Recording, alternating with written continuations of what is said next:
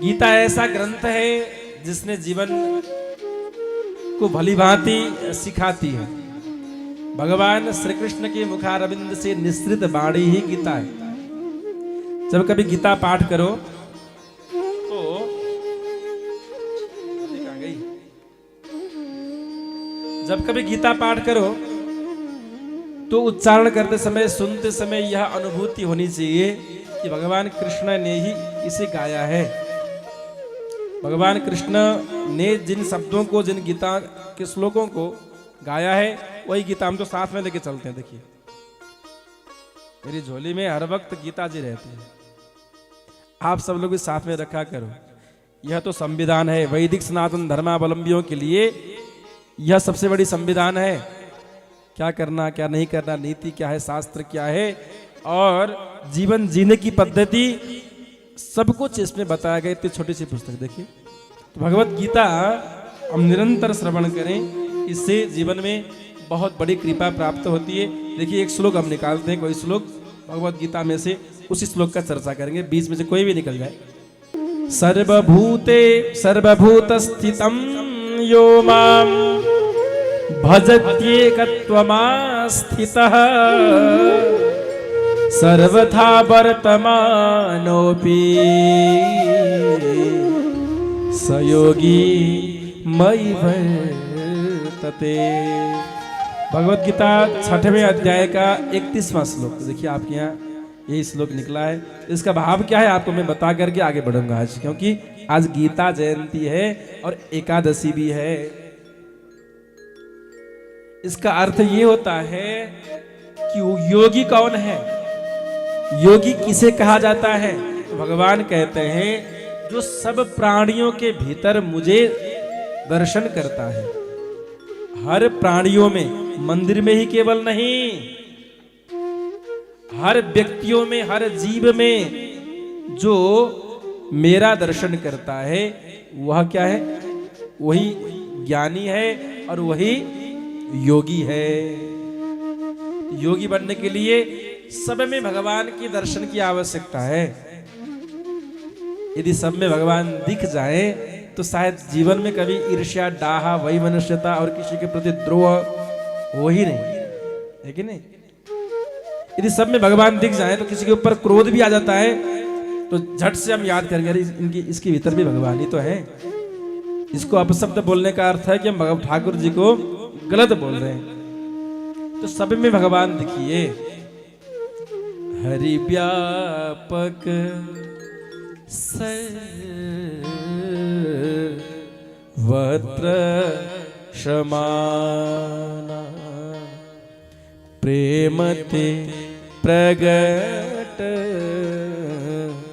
हो ही में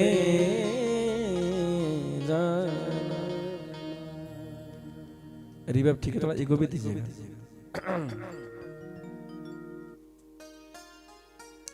तो सर्वत्र सर्वदा मेरे ठाकुर जी हैं, सब में भगवान दिख जाएं, यही तो जीवन का सार है। तभी जीवन का मूल्य बढ़ेगा जब हम इस बात को समझ जाएंगे कि भगवान सर्वत्र और सर्वदा है। जीवन का मूल्य बढ़ाना है तो अनावश्यक चीजों को जीवन से हटाना पड़ेगा। काम, क्रोध आदि, लोभ, मोह, मद, मात्सर्य आदि को परित्याग करना पड़ेगा, तो ही जीवन का मूल्य बढ़ेगा।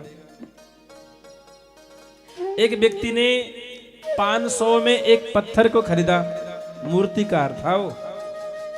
500 में एक पत्थर को खरीदा और घर पे ले जा करके उसकी घिसाई की, बढ़िया से मूर्ति बना दिया।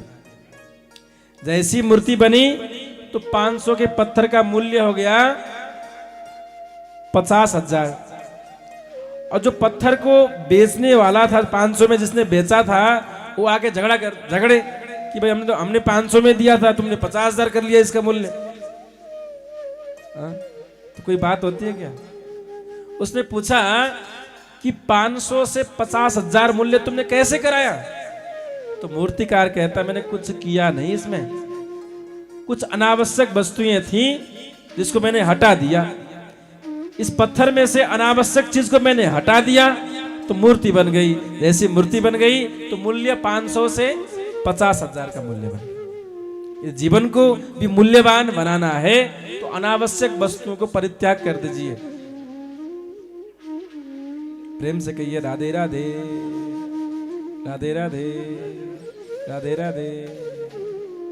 एक व्यक्ति गुरु जी के पास पहुंचा, गुरु जी मुझे बहुत सफल बनना है, मुझे बहुत सफल बनना है, जीवन को मूल्यों को बढ़ाना है। तो गुरु जी ने कहा अच्छा क्या करोगे? कुछ भी कर लूंगा, कुछ भी कर लूंगा, पर मुझे आप उपदेश दीजिए। तो गुरु जी ने एक पत्थर दिया और कहा इसका मूल्य करके आओ बाजार में। बेचना नहीं है, बस मूल्य करके आना, देखते तुम कितना मूल्य तक कर सकते हो। बाजार में गया, सबसे पहले जो अनाज का दुकान है उस पे गया, भैया इसका मूल्य क्या दोगे? उसने कहा हाँ हम 2 किलो चावल देंगे तुमको। उसके बाद पहुंचा आप सब्जी मंडी में, मंडी वाले से कहा भैया मेरे पास ये पत्थर है, इसके बदले में तुम क्या दोगे? उसने कहा एक आलू दूंगा। ये पत्थर क्या है? कुछ तो है नहीं, एक आलू ले जाओ। और तीसरी दुकान पे पहुंचा, वो बर्तन की दुकान थी। बर्तन वाले से पूछा तो उसने कहा कि इसके बदले में हम आपको एक पात्र दे सकते हैं। उसके बाद जो है सोने के दुकान पे पहुंचा पूछने के लिए भैया इसका मूल्य तुम क्या दोगे?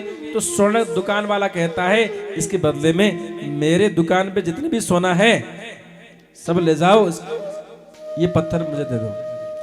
तो वो शिष्य कहता है भैया एक आलू मूल्य भी रहा, तो कोई कहता है एक पात्र दूंगा, कोई कहता है 2 किलो चावल दूंगा, और ये कह रहा पूरा सोना लेके जाओ मेरे दुकान में जितना भी है। नहीं बेचना नहीं था, बस मूल्य करना था, मुझे देखना था इसका मूल्य कितना है। तो दुकानदार ने कहा भैया सुनो, इस शहर में जितने भी दुकान हैं सोने चांदी के सारे सोने चांदी एकत्र किया जाए तो भी इसके मूल्य से कम है, क्योंकि ये पारस मणि है, समझे?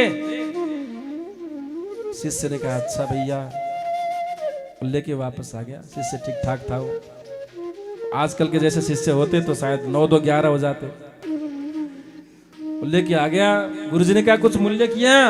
हाँ गुरुजी, इसका मूल्य एक का आलू भी रहा और इतना रहा कि उसका मूल्य ही अमूल्य हो गया। तो गुरुजी ने कहा सुनो, जो स्वयं को समझ जाता है, जो स्वयं को पहचान लेता है, उसका मूल्य तो अमूल्य हो जाता है, वह अमर बन जाता है और वह सफल बन जाता है। यदि अपने आप को नहीं पहचानोगे तो तुम्हारा मूल्य आलू के बराबर है। आलू बनना है या पारसमणि बननी है, चुनाव अपने हाथ पे है। भक्त वत्सल भगवान की। तो आज गीता जयंती के दिन आप सबसे हम निवेदन करें, अपने जीवन को खूब गीतामय बनाइए, साधनामय बनाइए, सत्संगमय बनाइए और प्रभु कृपामय बनाइए।